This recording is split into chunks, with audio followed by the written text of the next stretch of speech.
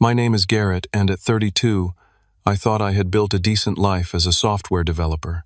Nothing fancy, just comfortable. What I never expected was how one family dinner would tear open wounds I had spent years trying to heal. My dad always favored my sister Mia, but this time he crossed a line that changed everything. When I refused to pay for her new car, I walked away for good. 3 days later, the bank called. Let me know where you are watching from. Hit that like button and subscribe if you have ever had to make the painful choice to protect yourself from family.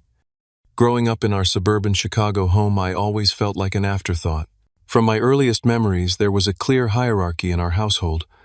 My father Marcus at the top, followed closely by my younger sister Mia, then my mother Diana, and finally me. I was the forgotten son, the one expected to understand, to give, and to never complain. Mia arrived when I was 4, and from that moment the family dynamic shifted permanently. I still remember the day my father came home with a pink bicycle for 6-year-old Mia, while telling me that at 10 I was old enough to save my allowance for my own. This pattern repeated throughout our childhood. Mia received new clothes for school while I got hand-me-downs.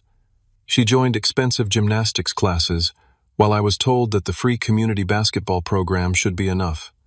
Your sister needs more support, my father would explain whenever I questioned the disparity. Boys are naturally more independent. This was his standard justification, delivered with a finality that discouraged further discussion. My mother Diana was a kindergarten teacher who lived in fear of conflict. Whenever I approached her privately about the unfairness, she would stroke my hair and whisper, "Just keep the peace, Garrett. Your father means well." Her eyes would dart nervously toward the door, as if he might overhear our conversation from another room. Over time, I realized she was trapped in her own way, unable or unwilling to challenge the family structure my father had established. The financial inequity became most apparent when college approached. Despite maintaining a 3.9 GPA and gaining acceptance to several good schools, I received no financial support from my parents. "We need to save for Mia's future," my father announced at dinner the night I received my acceptance letter to Northwestern. "You can take out loans or go to community college first.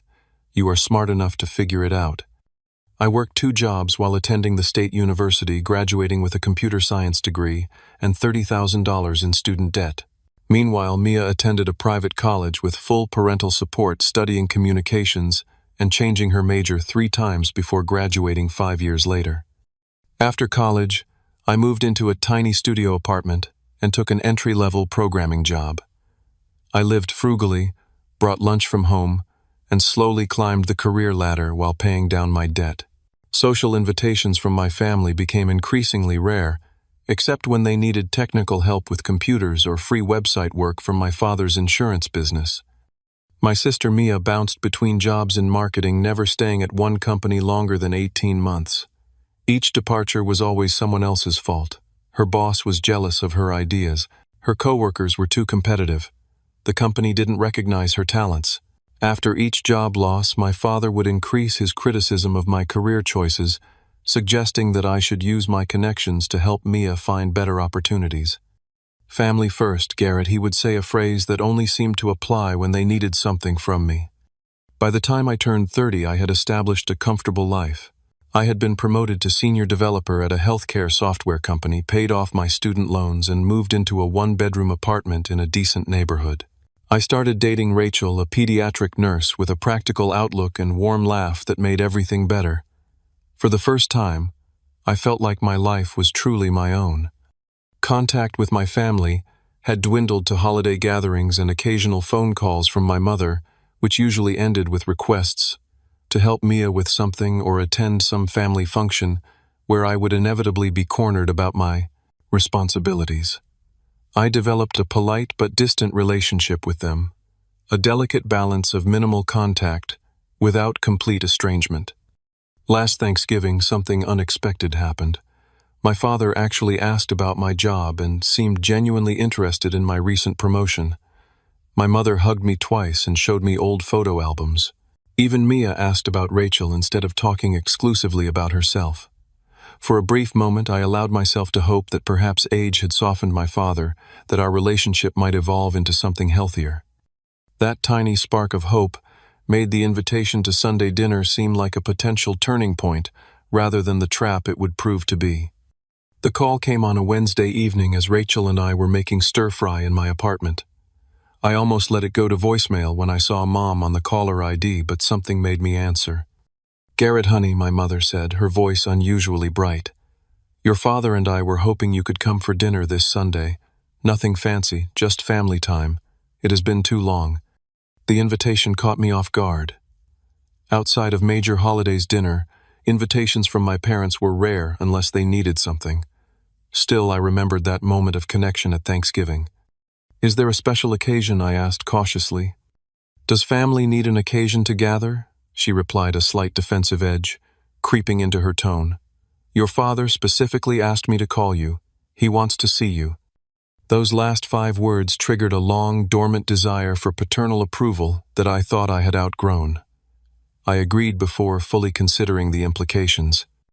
After hanging up, Rachel noticed my expression. "Family stuff," she asked expertly, flipping vegetables in the wok. "Dinner invitation for Sunday." "It is weird. They never invite me unless they want something." Rachel had heard enough stories about my family to understand my hesitation. We had been dating for 8 months. And while she had met them briefly at Christmas, she had witnessed enough of their dynamic to grasp the complexity of those relationships. "Maybe they are actually trying to connect," she suggested, her natural optimism showing through. "People can change, especially as they get older. My dad was super strict until his heart scare 3 years ago. Now he cries at dog food commercials." I smiled at the image but remained skeptical. My dad is different. He has never admitted being wrong about anything in his entire life. "You do not have to go," Rachel said, serving the stir-fry onto plates. "But if you do, just remember you can leave any time. You are not that financially strapped kid anymore. You have choices." That night I lay awake, considering my options. Part of me wanted to believe this invitation represented a genuine attempt at reconciliation. Another part, hardened by experience, suspected an ulterior motive. In the end, hope won out over caution. I texted my mother to confirm I would be there at 5. The days before Sunday passed quickly. I even stopped by a local bakery to pick up a chocolate cake, my mother's favorite, as a gesture of goodwill. Rachel offered to come along for moral support, but I declined. If this went badly, I preferred to face it alone. Sunday arrived with perfect spring weather, making the 30-minute drive to my childhood home almost pleasant. The familiar 2-story colonial looked smaller than I remembered, its blue paint fading slightly around the edges. The front garden, once my mother's pride, appeared freshly mulched and planted with new flowers. My father answered the door before I could knock. Marcus Reynolds had always been an imposing figure, tall with broad shoulders and a permanent furrow between his eyebrows. At 64, his hair had gone completely gray, but he stood as straight as ever. "Garrett," he said, extending his hand. "Good to see you, son." Son. A word he rarely used with me.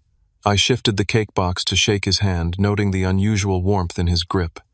"Thanks for inviting me," I replied, stepping into the foyer that smelled of lemon polish and roasting chicken. My mother emerged from the kitchen, wiping her hands on a dish towel. She seemed smaller, more fragile than at Thanksgiving, but her smile was genuine as she hugged me. "You brought dessert," she exclaimed, taking the box. "So thoughtful. Come in, come in. Everything is almost ready." The living room had been redecorated since my last visit, the old floral sofa replaced with a sleek gray sectional. Family photos lined the mantel, and I noticed with surprise that several featured me, including a recent one from my company website that I had not provided them. My father gestured for me to sit, and even more surprisingly asked if I wanted a beer. As he handed me the bottle, he actually asked about my work project and listened to my answer without interrupting or changing the subject. The conversation flowed with an ease I could not remember experiencing in this house. Just as my mother announced that appetizers were ready, the front door burst open. Mia swept in like a small hurricane designer, sunglasses pushed up into her blonde hair, phone in hand. "Sorry I am late," she announced to no one in particular. Traffic was absolute murder. Mia had always known how to make an entrance. At 28, she still carried herself with the confidence of the pretty girl who had been told she was special her entire life. She air-kissed my mother, hugged my father, and gave me a quick wave before dropping her purse on the coffee table. "Garrett, you look different," she said, examining me as if I were a slightly altered piece of furniture. "New glasses." "Same glasses, new haircut," I replied, touching my recently trimmed sides self-consciously. "Huh. Anyway, Mom, the place looks amazing. Very Pottery Barn meets West Elm." We moved to the dining room where my mother had prepared an elaborate spread of appetizers. As we settled around the table, I noticed small changes in everyone's behavior. My father kept refilling my beer without being asked.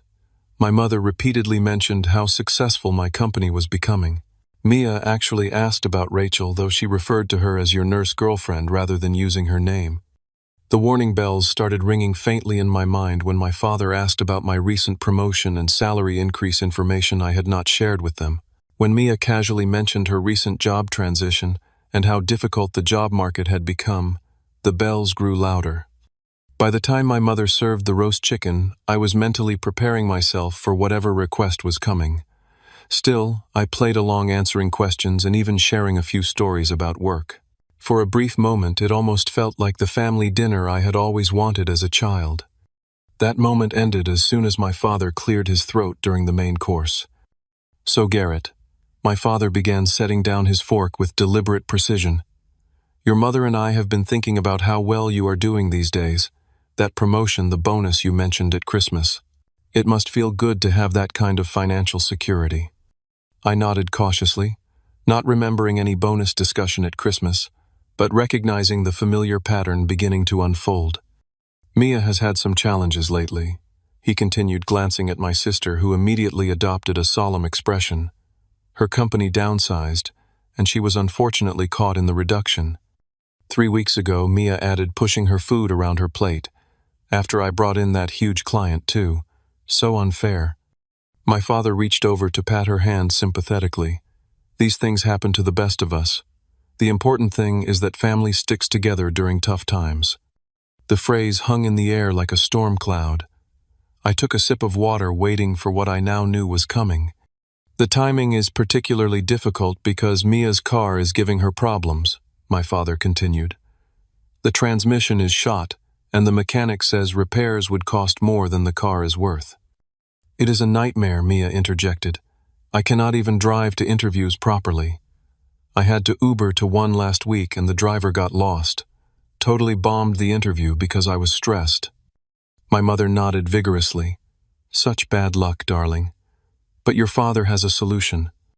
Marcus Reynolds straightened in his chair, assuming the authoritative posture I remembered from childhood family meetings. "Mia needs reliable transportation to get back on her feet. We have been looking at some reasonable options, and there is a nice Audi A4 at Peterson's dealership. Nothing too fancy, just practical and safe." The room went silent as all eyes turned to me. My stomach tightened as memories flooded back. My 10th birthday, when the promised bike never materialized because Mia needed braces. High school graduation, when my party was canceled because Mia had a dance recital the same weekend. College tuition that went to Mia's private university while I worked night shifts at a convenience store. "The car is $25,000, my father stated matter-of-factly. "With your recent financial situation, we thought you might want to help your sister through this rough patch." There it was. Not a request, but an expectation. Not "would you consider," but "we thought you might want to," as if only a monster would decline. Classic Marcus Reynolds manipulation. "You have all that extra money just sitting in your accounts," Mia added, as if she had intimate knowledge of my finances, "and I would totally pay you back someday." The casual entitlement in her voice made something shift inside me. I glanced around the table, taking in my father's expectant expression, my mother's nervous smile, and Mia's practiced look of distress. For the first time, I saw with perfect clarity the roles we had all been playing my entire life. "How do you know what is in my accounts?" I asked quietly. My father waved dismissively. "Figure of speech. We just mean that with your salary and minimal expenses, you must have savings. No mortgage, no children to support." "I am saving for a house," I replied.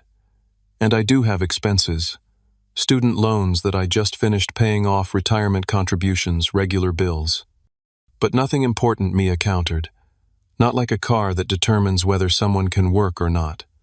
My mother reached across the table to touch my arm. "Sweetie, we are not asking for a handout for Mia. Just family helping family. You remember how your father helped Cousin Brian with his business loan?" I did remember.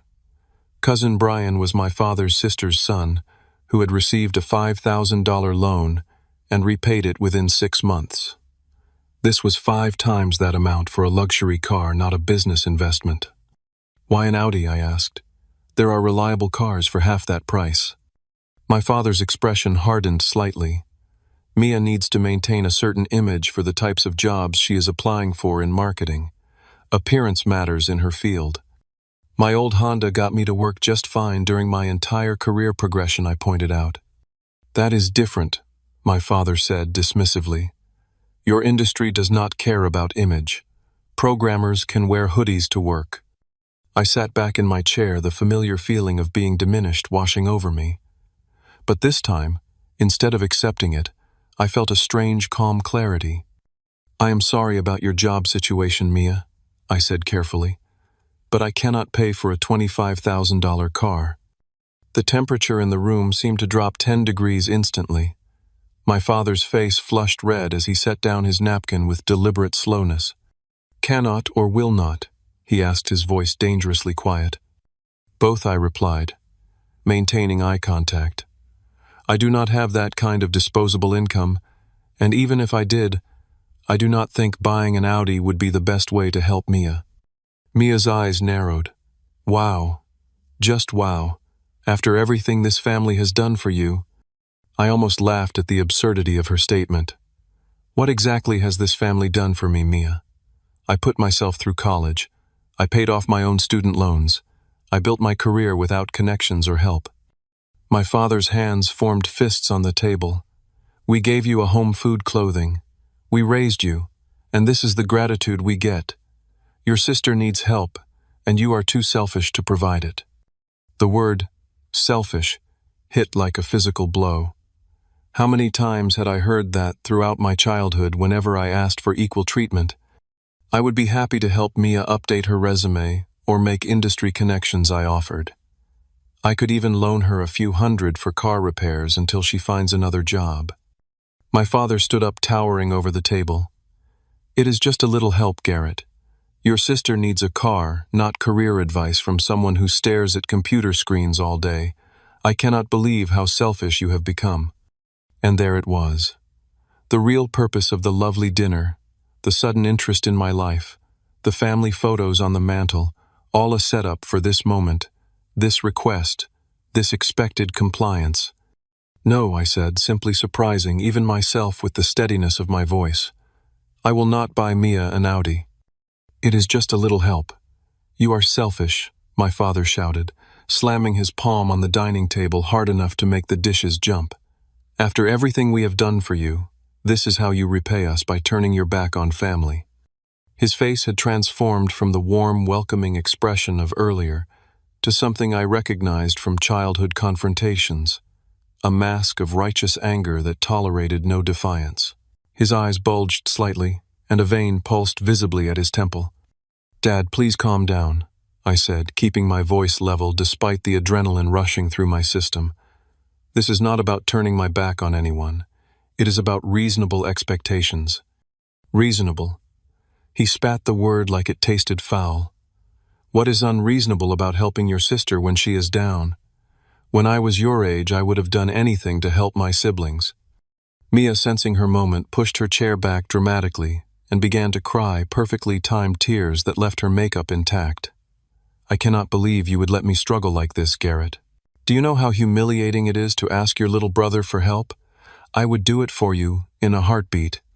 The absurdity of her statement almost made me laugh. Mia had never done anything for me that did not ultimately benefit her in some way. The one time I had asked to borrow $500 during a tight month in my first year after college, she had lectured me about financial responsibility before declining. "You have never helped me with anything, Mia," I stated calmly, "and I doubt you would buy me a luxury car if our situations were reversed."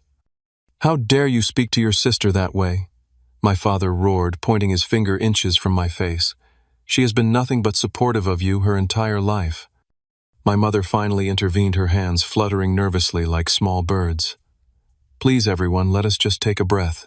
Garrett, honey, I know 25,000 sounds like a lot, but your sister really does need reliable transportation. Maybe you could contribute part of the amount." Her attempt at compromise only underscored how distorted their perception was.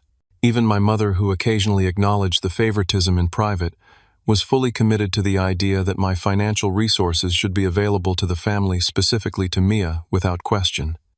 "Mom, I have worked hard for everything I have," I explained, trying to keep frustration from my voice. "I lived in a terrible apartment eating ramen for years to pay off my student loans. I saved carefully. I cannot just hand over my savings for a luxury car." "There it is," my father sneered. Me. All you think about is yourself. Your sister would give you the shirt off her back, but you cannot spare anything from your precious savings." Mia nodded vigorously, wiping away tears. "Remember when you needed that graphing calculator for advanced placement calculus, and I let you borrow mine for a whole semester?" I stared at her in disbelief. "That was Dad's calculator that he bought for you, and you never took calculus. You let me use it because you had no use for it, and you complained about it constantly." "See how he twists everything?" Mia turned to our parents. "Nothing is ever good enough for him." My father's face darkened further. "I always knew you resented your sister's success. Just because she has a more outgoing personality and made friends more easily, you have held this grudge all these years." The conversation had fully derailed into familiar territory. No matter what the actual issue was, it would always be reframed as my jealousy of Mia, my selfishness, my failure to appreciate all they had supposedly done for me. "This is not about resentment," I insisted. "This is about reasonable boundaries. I would help Mia find a used car in her budget. I would help her with her resume. But I will not buy her an Audi because she thinks she deserves it." "You ungrateful little—" my father started, then caught himself visibly struggling for control. He took a deep breath and shifted tactics, his voice becoming dangerously quiet. "Let me make this very clear, Garrett. This family has always operated on a simple principle: we support each other. If you cannot understand that fundamental concept, then perhaps you do not understand what it means to be part of this family." The threat hung in the air, unmistakable in its implication. I had heard versions of it before, usually followed by days or weeks of cold shoulders, pointed exclusion from family events, and passive-aggressive comments. "Are you threatening to disown me if I do not buy Mia a car?" I asked, wanting absolute clarity. My father's jaw worked silently for a moment. "I am saying that family means sacrifice. If you cannot make sacrifices for your sister, then you have chosen your path." My mother gasped. "Marcus, surely that is going too far." He silenced her with a look. "Diana, our son needs to understand that actions have consequences. He cannot reject his family obligations and expect everything to continue as normal." I looked at each of their faces in turn. My father righteous and immovable. My mother conflicted, but ultimately compliant. Mia, a perfect mixture of victimhood and entitlement. And in that moment, with perfect clarity, I realized that nothing would ever change. This dynamic was carved in stone, roles assigned at birth, that we would play until death, unless someone broke the cycle. "I understand perfectly," I said, folding my napkin and placing it beside my plate as I stood. "I understand that in this family, love has always been conditional. I understand that my role has always been to give, while Mia's has been to take. I understand that no matter what I achieve or how hard I work, it will never be enough to earn the respect you give her automatically." "Now you are being dramatic," my father scoffed. "Typical victim mentality." "I am not a victim," I replied, feeling a strange sense of calm wash over me. "Not anymore. Because I am making a choice right now. I choose not to participate in this dynamic anymore. I choose not to be manipulated or guilted. I choose to walk away." "You cannot be serious," Mia exclaimed. "You would throw away your family over money." I looked at her directly. "This has never been about money, Mia. This is about respect, about recognizing that I am a person with my own life and choices, not a resource to be tapped whenever convenient." My father stood as well, his height, allowing him to look down at me physically, as he had always done emotionally. If you walk out that door right now, do not expect to be welcomed back until you make this right. For a moment I felt that familiar childhood fear, the desperate need for paternal approval that had shaped so many of my choices. But behind it came something stronger. The voice of the adult I had become, the man who had built a life on his own terms. "Goodbye, Dad," I said simply. "Mom, Mia." I walked out of the dining room, through the living room, with its carefully arranged photos, and out the front door without looking back. The spring air felt clean and fresh, compared to the stifling atmosphere inside. My hands shook slightly as I unlocked my car door, but my mind was surprisingly clear. As I drove away from my childhood home, I called Rachel. "It went exactly as you predicted," I told her when she answered. "They wanted me to buy Mia an Audi." "Are you okay?" she asked, concern evident in her voice. "Honestly, I think I am better than okay," I replied, realizing it was true. "I think I just set myself free." The first day after walking out of my parents' house passed in a strange blur. I went to work, attended meetings, and wrote code as usual, but everything felt slightly surreal, as if I were watching myself go through the motions from a distance. Rachel stayed over that night, her presence a silent comfort as we ate takeout and watched mindless television. By the second day, the text messages started. Mia sent a series of increasingly dramatic accusations ranging from, "I cannot believe you would destroy our family over money," to, "You have always been jealous of me, and now everyone can see it." My mother sent gentler but equally manipulative messages. "Your father is just upset, he did not mean what he said, and please reconsider. Garrett family is all we have in the end." My father maintained radio silence, his absence more threatening than any message he could have sent.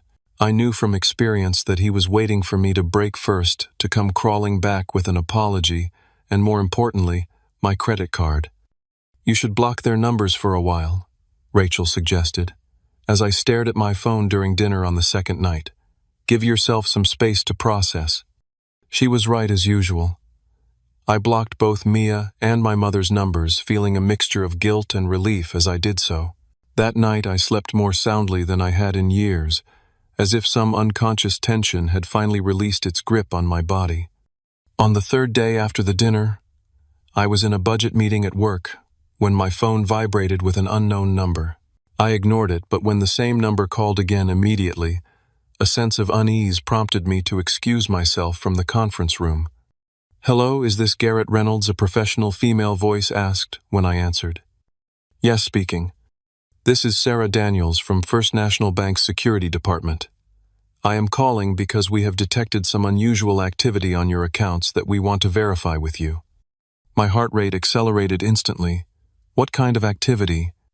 "There were several attempted login failures on your online banking yesterday evening, followed by an attempted wire transfer this morning that was flagged by our security system. The transfer was attempted using your old address as verification, but it did not match your current information in our system." I leaned against the wall, processing this information. "How much was the attempted transfer formation?" $26,500, she replied. "The destination account belongs to Peterson Auto Group. Are you in the process of purchasing a vehicle, Mr. Reynolds?"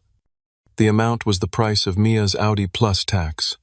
A cold realization washed over me. "No, I am not buying a car," I said firmly. "This was definitely not authorized by me." "I suspected as much," Sarah said. "Fortunately, our security protocols prevented the transfer from processing. The person attempting the transaction could not answer all the security questions correctly, particularly the new ones you set up when you changed your address last year." I thanked her for the vigilance and agreed to come to the bank after work to file a formal report and change all my security information. As I hung up, another realization struck me. My father knew my social security number. He had access to my birth certificate and other identifying information. He had been my emergency contact on forms for years, and until I moved last year, I had lived at the same address since college, an address they all knew.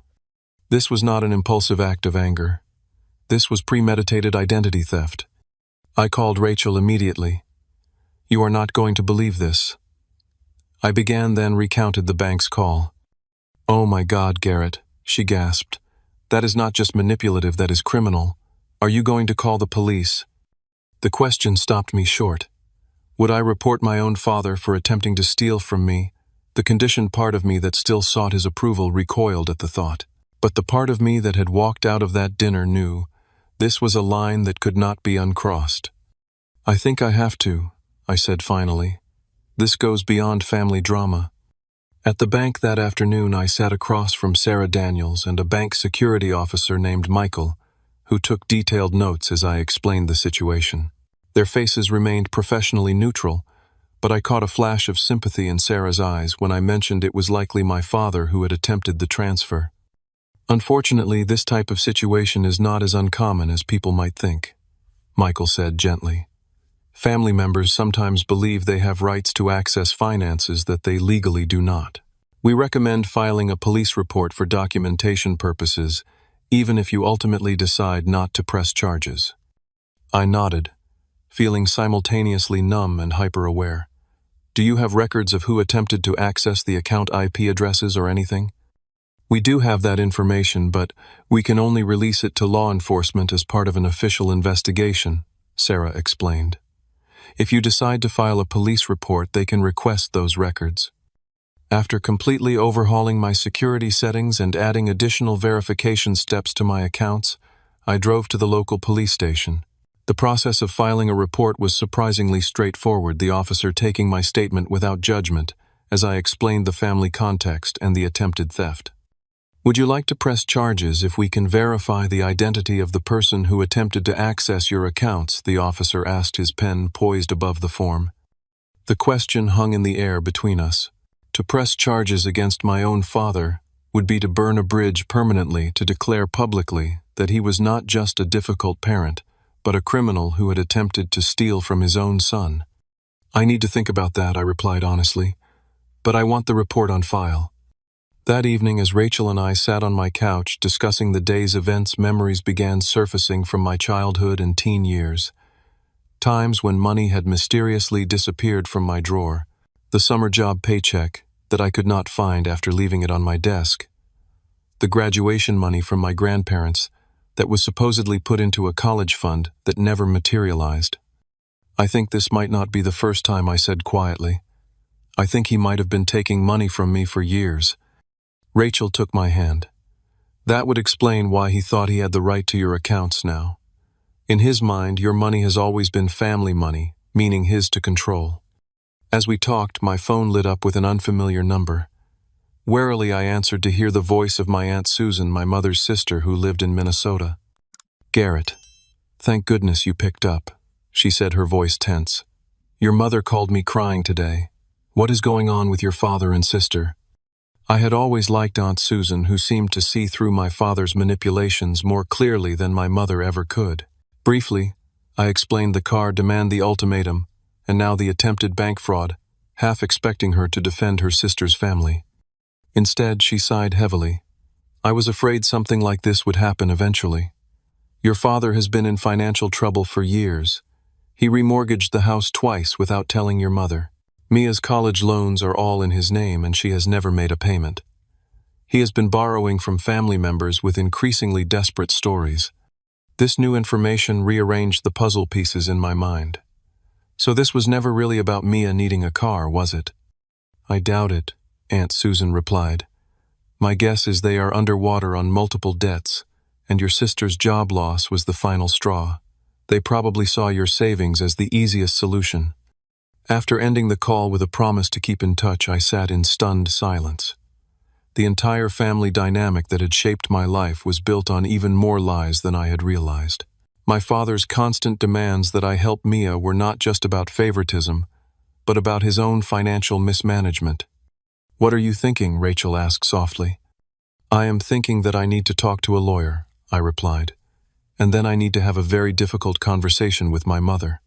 Following Aunt Susan's revelations, I took a personal day from work and met with a lawyer who specialized in identity theft and family law. Melissa Kang listened attentively as I outlined the situation, taking notes and occasionally asking clarifying questions. "Based on what you have told me, you have several options," she explained when I finished.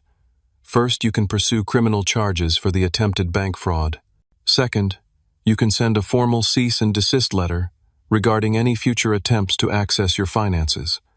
Third, you can seek a restraining order if you feel your father might escalate the situation. The gravity of these options weighed heavily on me. I never imagined I would be discussing legal protection for my own parents, I admitted. Melissa's expression softened slightly. Family financial exploitation is unfortunately common, especially when there are long-standing patterns of control and entitlement. Taking legal steps is not about punishment. It is about establishing clear boundaries. After considering my options, I decided to start with a formal letter from the lawyer to my parents, outlining the legal implications of the attempted bank fraud and making it clear that any further attempts would result in criminal charges. I also requested that Melissa draft a separate letter to my mother alone, offering to meet with her in a neutral location without my father present. The certified letters were sent the following day. Within hours, my phone exploded with calls from numbers I did not recognize. Voice messages revealed they were from various family members, including my father's brother, my grandmother, and several cousins. All expressed shock at the misunderstanding and urged me to talk to my father directly rather than involving lawyers. I ignored them all until I received a text from an unknown number that turned out to be my Aunt Susan. "Your mother wants to meet. She is afraid to use her phone. Can I give her your number?" 2 days later, I sat in a quiet corner of a cafe 10 miles from my parents' house, watching my mother approach the table. Diana Reynolds looked smaller than I remembered, her shoulders hunched as if carrying a physical weight. The dark circles under her eyes suggested she had not been sleeping well. "Thank you for meeting me," she said as she sat down, her voice barely above a whisper. "I did not know where else to turn." "I am glad you reached out, Mom," I replied, keeping my tone gentle but firm. "But I need complete honesty from you now." She nodded, twisting her wedding ring nervously. "Your father does not know I am here. He would be furious." The waitress brought the tea I had ordered for my mother, giving her something to occupy her trembling hands. After she took a sip, my mother began to speak. "It started about 10 years ago. Your father made some investments that did not work out. He never told me the details, just that we needed to be careful with money for a while. Then Mia started college, and the expenses were more than we expected." She paused, gathering courage. "Instead of adjusting our lifestyle, your father started borrowing money. Credit cards, home equity loans, personal loans from friends. He always said it was temporary, that a big commission was coming, that his investments would turn around." Tears welled in her eyes. "When Mia graduated, we were already in trouble. Your father insisted she needed to live in a nice apartment, in a good area, to make the right connections.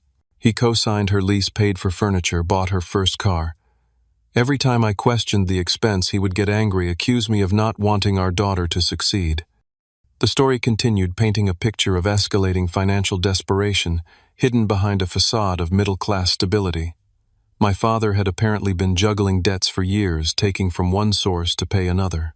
Mia's recent job loss had pushed an already precarious situation to the breaking point. "The car was not really for Mia," my mother admitted. "Your father needed the money to make a mortgage payment. The house is in foreclosure, Garrett. We have 30 days to come up with the money." I sat back, processing this information, and he thought identity theft was the solution, stealing from his own son. My mother flinched at the words. "He does not see it that way. In his mind, family resources are communal. He genuinely believes that your success means you have an obligation to help, especially when it comes to Mia." "And what do you believe, Mom?" I asked quietly. She looked up, real pain in her eyes. "I believe I failed you. I allowed your father to favor Mia. I stayed silent when I should have spoken up. I convinced myself it was easier to keep the peace than to fight for fairness." Her honesty was unexpected and disarming. For the first time, I saw my mother not as a passive enabler, but as another victim of my father's controlling nature, albeit one who had made choices that hurt me deeply. "What are you going to do now?" I asked. "I do not know," she admitted. "Your father refuses to acknowledge how bad things are. He keeps saying another opportunity is just around the corner. Mia still thinks the bank issue was just a miscommunication, that you overreacted." I took a deep breath. Mom, I need to ask you something important. Did Dad ever take money from me when I was younger? Allowance money, graduation gifts? Anything like that? Her face crumpled, confirming my suspicions before she even spoke. He called it borrowing. He always said he would replace it. The biggest was your grandparents' college fund money. $5,000 they had saved for you. He said it was just temporary, but then Mia needed braces, and she trailed off, unable to complete the justification. The confirmation of this long suspected betrayal should have angered me, but instead I felt an odd sense of closure. My memories were not faulty. The gaslighting about missing money had been real. I filed a police report about the bank incident, I told her gently. I have not decided whether to press charges, but there will be an investigation. My mother nodded resignation in her posture. I understand. I would not blame you if you did. What about you? I asked. Are you safe with him? Financially? Emotionally? I have been with Marcus for 36 years, she said, a faint smile crossing her face. But last week I opened my own bank account for the first time since we got married. Aunt Susan helped me. I have been putting aside a little money from my teaching job. Not much, but something that is just mine. This small act of independence seemed significant, a first step toward possible change. As we continued talking, my mother revealed more details about my father's financial manipulations and Mia's willing participation in the family dynamic. By the time we said goodbye 2 hours later, I had a much clearer picture of the situation I had walked away from. The police investigation proceeded with methodical slowness. Digital records confirmed that the attempted bank access had come from an IP address registered to my parents' home internet service. When confronted with this evidence, my father initially denied everything, then claimed he had been trying to move money as a surprise gift for me. The detective saw through this transparent lie, and formal charges were filed: identity theft and attempted bank fraud. My father hired an expensive lawyer who immediately sought a plea deal, hoping to keep him out of prison given his age and lack of prior criminal record. Throughout this process, my mother continued to meet with me, secretly torn between loyalty to her husband and her growing recognition of how toxic the family dynamic had become. Mia vacillated between angry accusations and tearful pleas for reconciliation, always with an undertone of financial need. The most difficult decision came when the prosecutor asked if I would support a plea agreement that included probation, financial restitution, and mandatory counseling, rather than jail time for my father. He is still your father, Rachel observed as we discussed it one evening, but that does not mean you owe him anything, especially not protection from the consequences of his actions. After much soul-searching, I agreed to the plea deal with one additional condition: my father would have no contact with me for at least 1 year. The prosecutor incorporated this into the agreement, and my father, facing the reality of potential imprisonment, finally accepted. The news of Marcus Reynolds' legal troubles spread quickly through our extended family and social circles. Some relatives cut contact with me, convinced I had betrayed family loyalty by involving the law. Others, who had apparently been victims of my father's financial manipulations themselves, reached out with stories that confirmed I had made the right decision. My mother, in a move that surprised everyone, including herself, filed for legal separation. Not divorce yet, she explained during one of our now regular coffee meetings. But I need to protect myself financially while your father is on probation. As for Mia, the family crisis forced her to confront realities she had long avoided. Without our father's financial support, she took a job at a retail store, a position she would have considered beneath her just months earlier. Our relationship remained strained, but occasional text exchanges suggested she might be capable of growth when not under our father's influence. 6 months after that fateful Sunday dinner, my life had transformed in ways I never could have anticipated. The boundaries I had established, though painful, had created space for genuine healing to begin. 1 year after walking away from my family dinner, I stood in the kitchen of my new house, arranging cheese and crackers on a serving plate. The modest 3-bedroom home was nothing extravagant, but with its small backyard and sunny kitchen, it represented everything I had worked for: security, independence, and a future built on my own terms. "Need any help?" Rachel asked, entering the kitchen with an empty wine glass. The diamond ring on her left hand caught the light still new enough that we both found ourselves glancing at it frequently. "Just finishing up," I replied, leaning over to kiss her cheek. "The first guests should be here soon." We were hosting a housewarming party, a small gathering of friends and selected family members who had supported us through the turbulent events of the past year. The guest list had been carefully considered a reflection of the boundaries I had learned to establish and maintain. The doorbell rang, and Rachel went to answer it, while I added a final touch to the appetizer arrangement. I heard my mother's voice in the entryway, followed by Aunt Susan's laugh. Their relationship had strengthened considerably over the past year, with Susan providing the emotional support my mother needed to maintain her separation from my father. Diana Reynolds entered the kitchen carrying a bouquet of flowers and a homemade cake.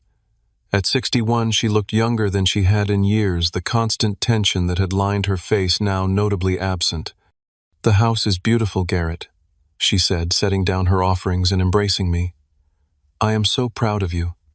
Those words, so rarely heard during my childhood, still had the power to warm me from within. Our relationship had been rebuilt slowly, one honest conversation at a time. Weekly therapy sessions had helped me understand that while I could forgive my mother's past weakness, I could also hold her accountable for her choices going forward. As more guests arrived, I observed the new dynamics with a sense of gratitude. My mother chatting comfortably with Rachel's parents, co-workers mingling with friends from my community basketball league, Aunt Susan introducing her husband to our neighbors. Notably absent were my father and Mia. Marcus Reynolds was still serving his probation, the terms of which included financial counseling and community service. Our no-contact order remained in place by my choice, a boundary I was not yet ready to reconsider. Mia had sent a housewarming card with a brief note. "Congratulations on your new home. I am working on myself. Maybe someday we can talk." Mia. No request for money, no accusation of abandonment. A small step perhaps, but significant given our history. Later, as our guests enjoyed dinner in the backyard, Rachel nudged me and nodded toward my mother, who was deep in conversation with my friend Carlos from work. "She is telling him about her new apartment," Rachel whispered, "and the adult education classes she is taking. She seems really proud." Indeed, my mother had found unexpected strength in independence. The legal separation had evolved into divorce proceedings, and while the financial settlement was still being negotiated, she had moved into a small apartment and returned to full-time teaching. At an age when many consider retirement, she was rebuilding her life with remarkable resilience. After our guests departed, and Rachel had gone to bed, I sat alone on the back porch reflecting on the journey of the past year. The pain of family betrayal had not disappeared entirely, but its sharp edges had softened with time and distance. What remained was a clear-eyed understanding of how family dynamics can shape us without defining us. The therapy I had initially resisted had proven invaluable, helping me recognize patterns of guilt and obligation that had been programmed into me since childhood. I learned that walking away from toxic relationships was not selfish, but an act of self-preservation. That financial boundaries were not just about money, but about respect and autonomy. Perhaps most importantly, I had discovered that family could be chosen, not just inherited. Rachel and her welcoming parents. Friends who showed up consistently during difficult times. Even my mother and Aunt Susan, with whom I was building new, healthier relationships based on mutual respect rather than obligation. The attempted theft that had once felt like the ultimate betrayal now seemed almost like a gift, a catalyst that forced me to confront family patterns that might otherwise have continued indefinitely.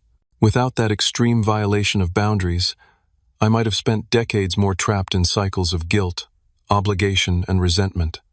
My phone buzzed with a text message from Carlos, "Great party, man. Your mom is amazing. Hard to believe what she has been through. You too. Proud to know you both." I smiled at the simple affirmation. The difficult decisions I had made, the boundaries I had established, had not only protected me, but had created space for others to grow as well. My mother finding independence. Rachel and I building a relationship based on partnership rather than codependence. Even Mia forced to confront reality without our father's enabling. True family, I had learned, is built on mutual respect and genuine care, not manipulation and obligation. Love that comes with conditions is not really love at all, but a transaction, a means of control disguised as affection. As I prepared to turn in for the night, I thought about the bank call that had exposed my father's attempted theft. What had seemed like the worst day of my life had actually been the beginning of freedom. By attempting to take what was mine, my father had inadvertently given me the push I needed to reclaim my life entirely. Sometimes walking away is not an ending, but a beginning. Sometimes the most painful choices lead to the greatest healing. And sometimes the family we need is not the one we were born into, but the one we build for ourselves, connection by connection, choice by choice, day by day. Have you ever had to walk away from a toxic family situation to protect yourself? What boundaries have you set in your own life?